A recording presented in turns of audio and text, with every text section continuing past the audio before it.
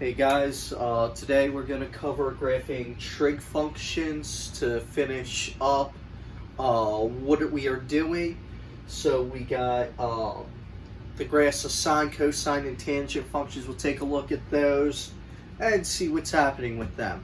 So the sine curve is just a graph of a sine function. Cosine curve would be the same thing. They basically look the same. They're just shifted slightly from each other.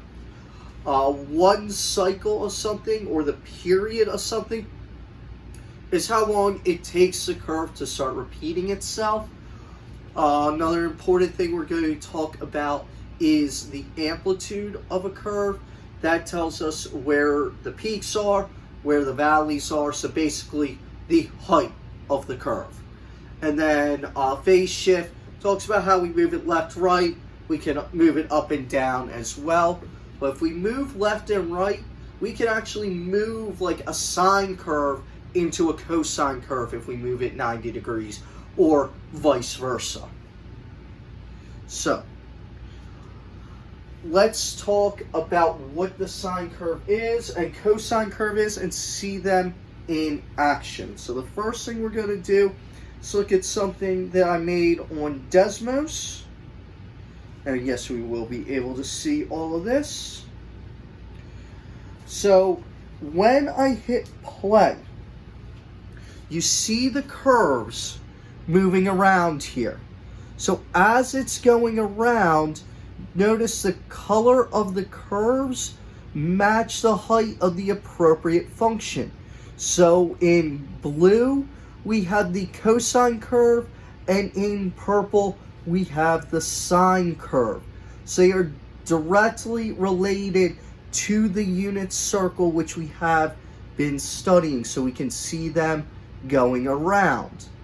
So I'm going to let this cycle finish, and what we're going to talk about next is the important points on both sine and cosine.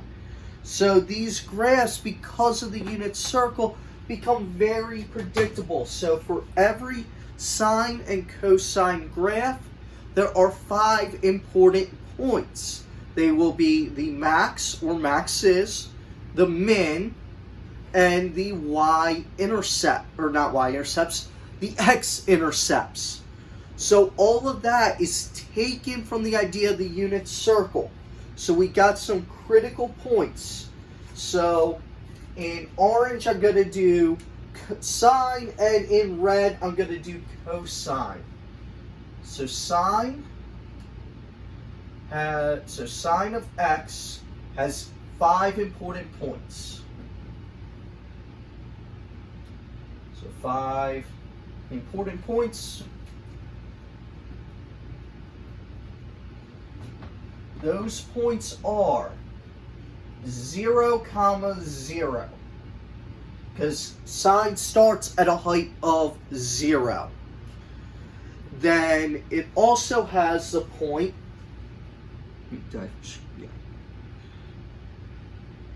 yep, just double checking I'm on the right function. Then it will go up to the point, it will reach its maximum at pi over 2, 1.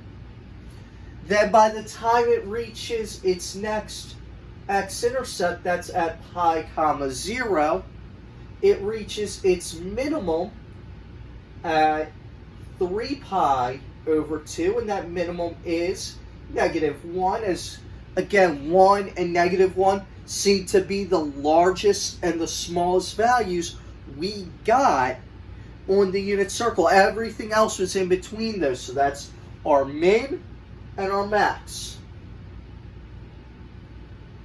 And then we have the point 2 pi, 0, and after 2 pi it starts repeating. So again, this is the max and this is the minimum. The other points are y-intercepts, x-intercepts. Now, in red, we're going to look at the important points of cosine. Cosine starts at a value of 1, So it's actually going to have two maxes because it's going to start at a max and then loop back around to the max at the end. So for cosine of x, we had the points 0, 1. That's where cosine starts. It starts to go to 0, so at pi over 2, it's down to 0. Then as it keeps going at pi, you will realize the x value is -1 on the unit circle. So that gives me the point pi comma -1.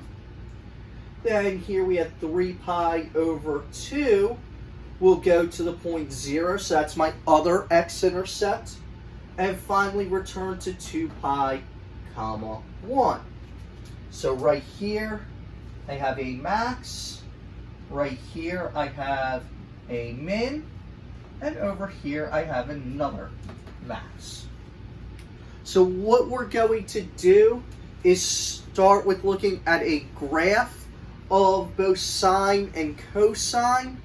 And what's going to happen is we're going to put them on the same graph. I'm going to show us how we label our axes, everything. So when we're graphing these functions, we do not want to label our x-axis 1, 2, 3, 4, because then pi over 2 is going to be a pain. Finding where 3.14 is exactly is going to be a pain. Same with 3 pi over 2 and 2 pi. So what we're going to actually do on my x-axis is change how we're counting. This marker just, okay, I guess that marker died on me. So I was trying to keep the colors a little bit differentiated. Okay, this red is not as bright.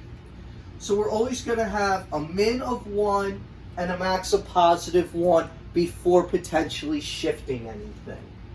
So my first critical point is at pi over 2. So on the x-axis, I label my first point as pi over 2. Then my next point would be pi. Those are equally spaced because this would be like 1/2, 1, 1 and 1/2 pi, and then 2 pi. I could keep that pattern going if I wish. I'm just going to leave it at that.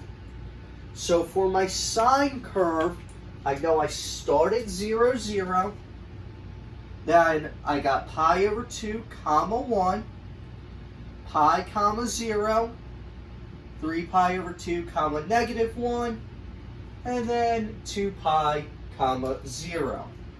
So I'm going to do my best to make a nice smooth curve through these points.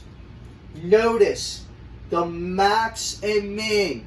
That's where we have our peaks and valleys. So I would see this as a period.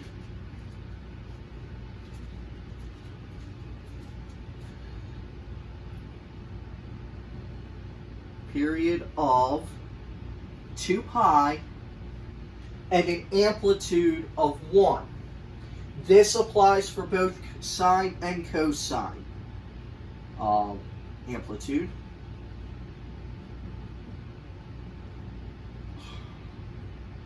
Of 1 because it goes from 0 to 1 here. So now let's take a look at cosine. Cosine starts at 0, 1, goes down to pi over 2, 0. At pi, it's down at -1. 3 pi over 2 is back up to 0. Then I re-hit my max over here at 2 pi. So again, my curve will look something like so. Again, just trying to draw a nice, smooth curve like that. So as you can see, if I was able to shift cosine to the right by 90 degrees, or pi over 2 radians, that they would line up with each other. If I shifted sine to the left by 90 degrees or 2 pi over 2 radians, then again these graphs would go on top of each other. So these are our basics. And regardless if it's sine or cosine, the period is always by default pi over 2, and the amplitude by default is 1. So there are 4 ways these can happen. So let me write this down. So if I say f of x is equal to a times the sine, and this works for cosine and tangent, of bx minus c plus d. So a affects the amplitude.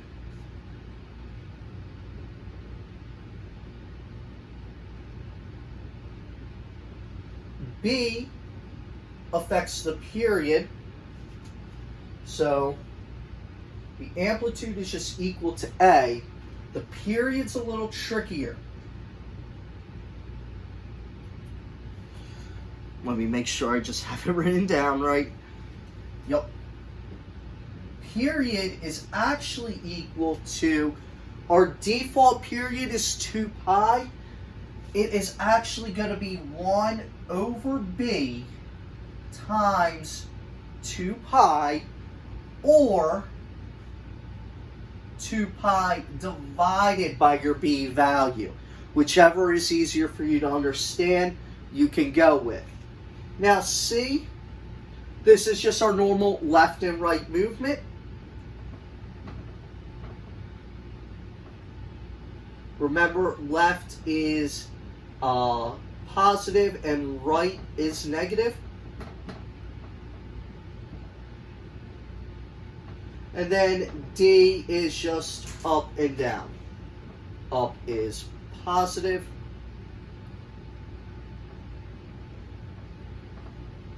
And down will be negative. So, here with this again, you will see links to Desmos. I will show you what I'm showing you now on Desmos, what I made for this. So we're going to start with shifting sine. Then I'll show you shifting cosine. Looks just the same. So right away, I'm starting with just my sine graph right here. So if I hit play on A, we see A just messes with the amplitude. When A becomes negative, you see it flip over the axis, but all it does is change the amplitude. So if I pause it at a random moment, if I check, this amplitude is -7, and lo and behold, whoop, moved it slightly, that's okay. Lo and behold, look, 3 pi over 2, comma -7, negative pi over 2, comma +7. So notice none of this got moved around. You know, these points are just there. I also have critical points where we had already said zeros will be. So let's return A to its default value of 1. And then look at B. So B will play with the period.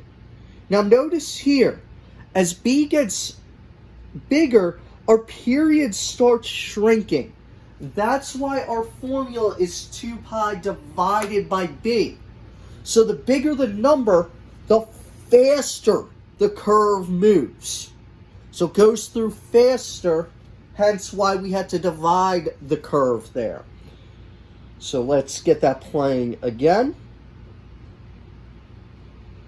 So as you see, once it gets close to those 0 values, it really stretches itself out before it flips across the x-axis or y-axis to the negative side. So again, let me actually pause this and stop it at particular values. Now, if you notice, the height never seems to be changing. As I grab a critical point there, I see the amplitude is still 1. As I go, again, shrinking there into the positives, I flipped it over, but still going through faster. So let's get some decimals in here. So as you see, as I'm going like 0.6, 0.5, this seems, 0.1 really stretches it out. So like 1 is there. If I change this value to 0.5, I deleted my slider. Okay, there we go. If I change this value to 0.5, you see it's more stretched out than it was before. Let's return that slider to 1 by its default value and look at C. Now C is a little interesting to look at because moving left and right, because it's a wave, the shifting looks a little funny, but you'll notice D moves it up and down. Let's turn that back to 0.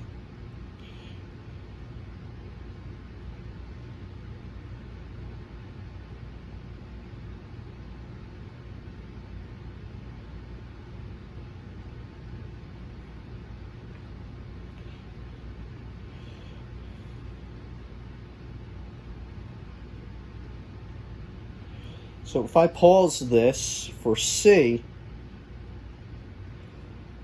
notice that my maxes and mins are still 1 and -1, and of course my zeros are in the middle of the curve. So let's return C to its default value of default value of 0. And look at D, we'll shift it up and down. So when I look at D, it's just moving up and down. So when D's in the positives, it shifts it up. When it's negative, it shifts it down. Now notice here, there we go. I was able to find that center point. So it goes from 2.17 to 3.17. And then my low point is negative 1.17 here. So even though this was shifted, still has an amplitude of 1. So I could show you all these moving at once. We'll see a lot of stuff happening here as they are all moving on different times.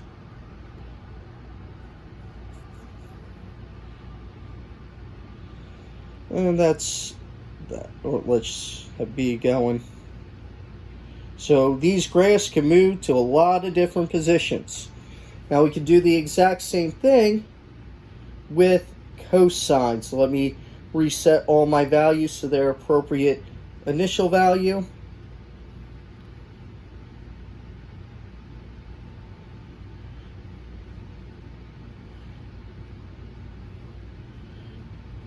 And I'm going to show it with cosine overlaid.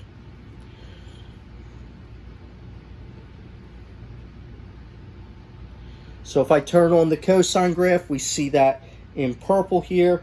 So as I hit play, you'll notice it's affecting them in the same way on each one. So we notice them actually move in unison as we hit play.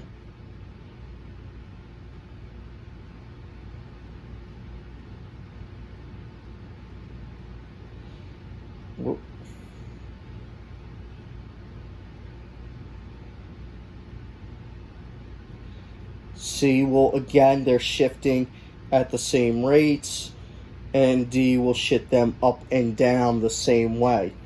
So we can get a lot of movement out of these. So those are most of our big and important graphs. So if I need to find the period, I'm just going to do 2 pi over b. And if I need to find the amplitude, I am going to do just, hey, whatever that A value is. Amplitude affects Y values, so let's put that down. So this is A, or if I'm looking for new points, I'll write it this way. New points are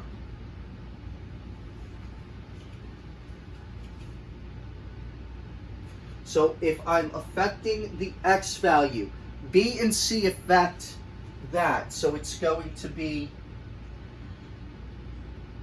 2 pi over B times the X value from your defaults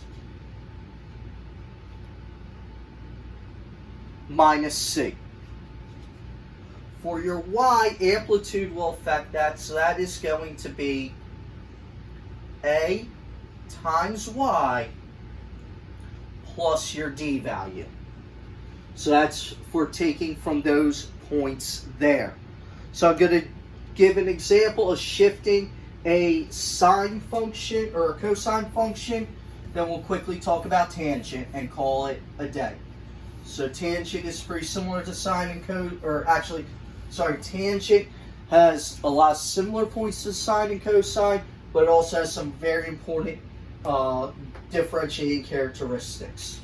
So I'm looking at y equals -4 times the cosine of 3x. So we're just graphing this. So I want my new points. My amplitude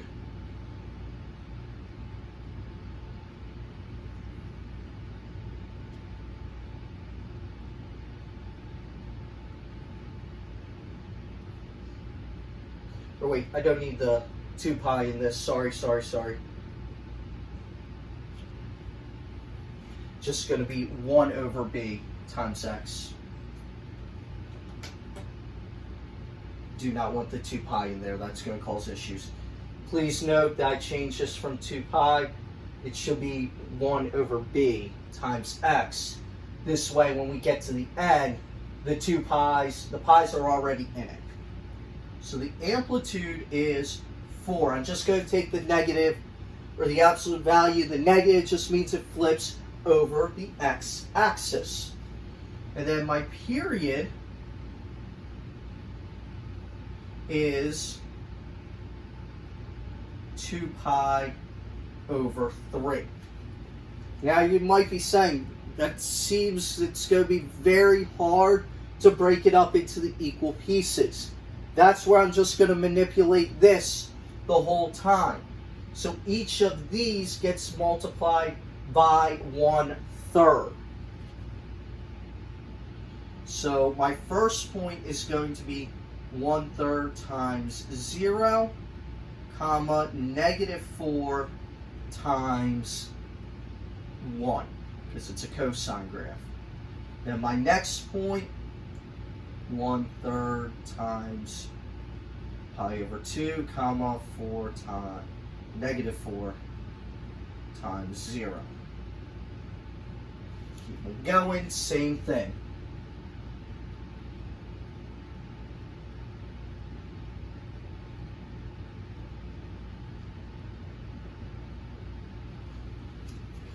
Alright, out of a little room here. You get the idea. I'm just going to do the math on them now. So this gives me 5 new points. So that's 0 times that is 0, comma, -4. Now this I'm just going to write as pi over 6, comma, 0. 1/3 times pi is pi over 3, comma, 2 negatives make a +4. So I'm here now.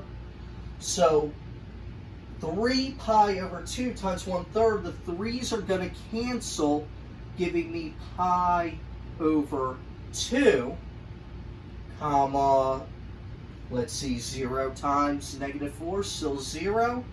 Then I got 2 pi times 1/3 pi, so that's going to be 2 pi over 3, comma, -4. So now what I'm going to do is, again, draw and label my axes appropriately. So now I'm going to use these 4 values here as my x-axis. So this is going to be labeled pi over 6, pi over 3, 1/2, and then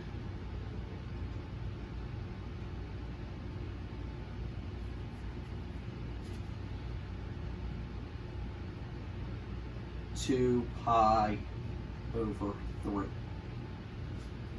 And then here, my maximum height's 4, my minimum height is -4. So now in order to graph these, just plot these points.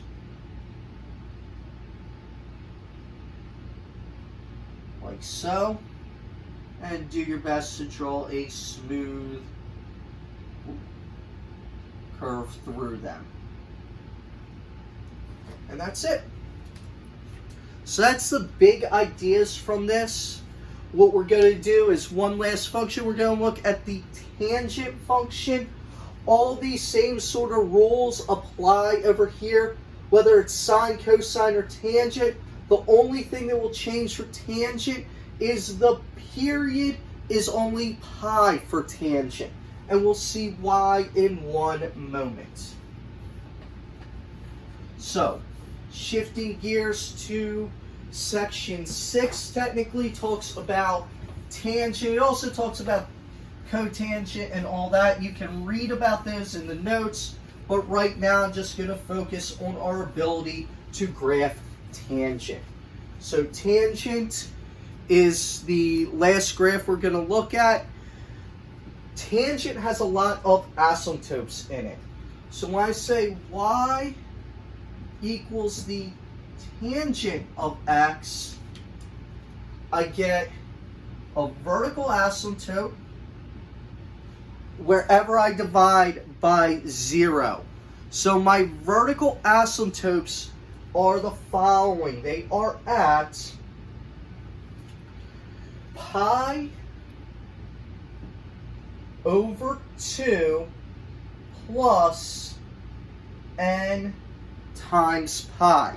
So every pi units, we are going to have a vertical asymptote, because you remember tangent is sine over cosine. So whenever cosine is equal to 0, here at pi over 2, here at 3 pi over 2, we are going to have vertical asymptotes that don't allow us to continue, or they give us division by 0, so it's going to either flare up or flare down. And then the other points that are going to be critical, let me pull those up. So here with this, my 5 critical points. I'm going to start at negative pi over 2. That is undefined.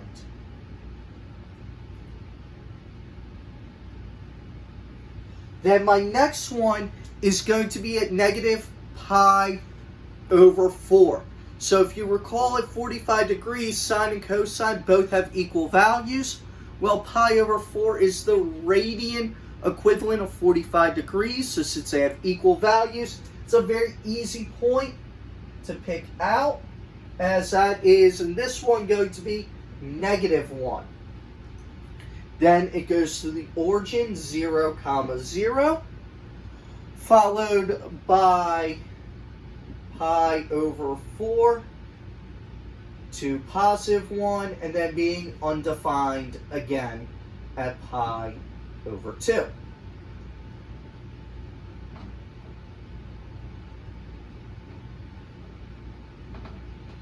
So, we are just going to look at a graph of tangent. Then I'm going to show you it moving in action.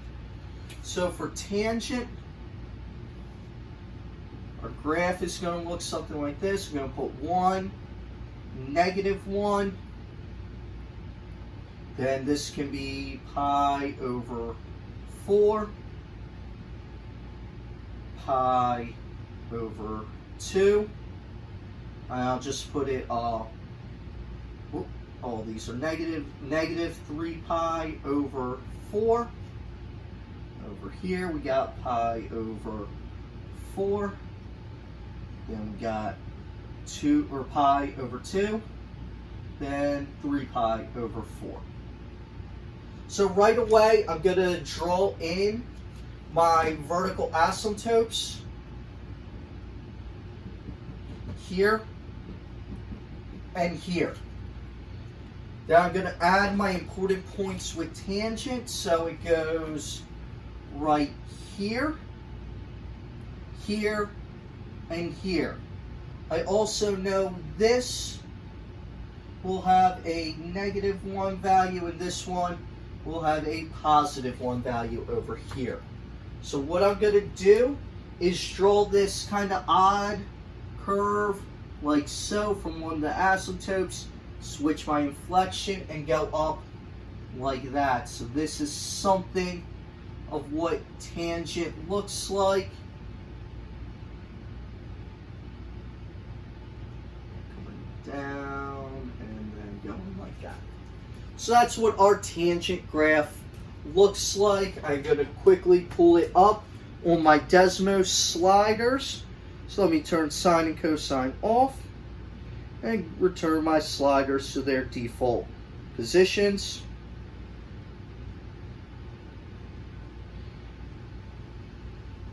And again, you can look at this in what I posted. There we go. Here is tangent turned on. Again, if I press A, we'll see amplitude stuff happening, though this really doesn't have an amplitude. If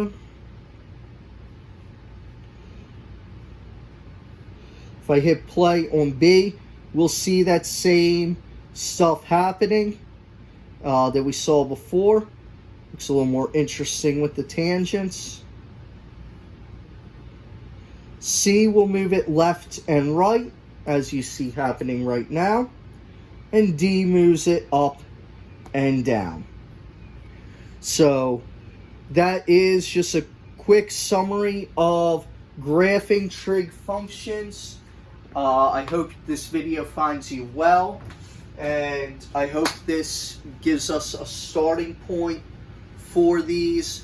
One thing I did want to mention here is now period of tangent is pi.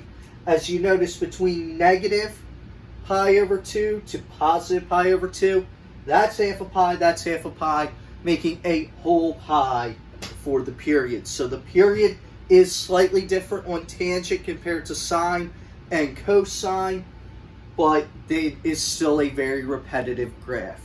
Thank you and have a great day.